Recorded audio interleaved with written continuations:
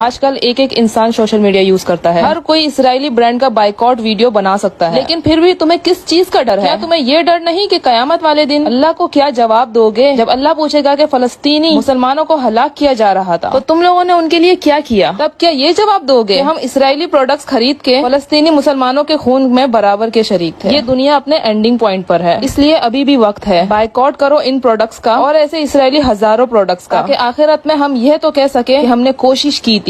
کیا ہمارے فلسطینی مسلمانوں کا خون اتنا سستا ہے کہ اب بھی ہماری پاکستان کی عوام اسرائیل کے ان برانڈز کا بائیکاٹ نہیں کر پا رہے؟ یہ سارے برانڈ جو میں اس ویڈیو میں شو کر رہی ہوں, یہ سب اسرائیلی برانڈ ہیں. جتنا ہم ان کے پروڈکٹس خریدیں گے اتنا ہی ہم برابر کے شریک ہوں گے فلسطینی مسلمانوں کے قتل کے اندر. دنیا میں ان دو ٹکوں کے خاطر تم لوگ اب بھی چپ ہو. کچھ نہیں کر سکتے نا تو دعا کر سکتے ہو اور ان پروڈکٹس کا بائیکاٹ تو کر سکتے ہو نا. مجھے تو سمجھ نہیں آ رہی یہ انفلوئنسرز چپ ہو کر کیوں بیٹھے ہوئے ہیں؟ اتنا بڑا پلیٹ فارم ہونے کے باوجود لوگ آواز کیوں نہیں اٹھا رہے؟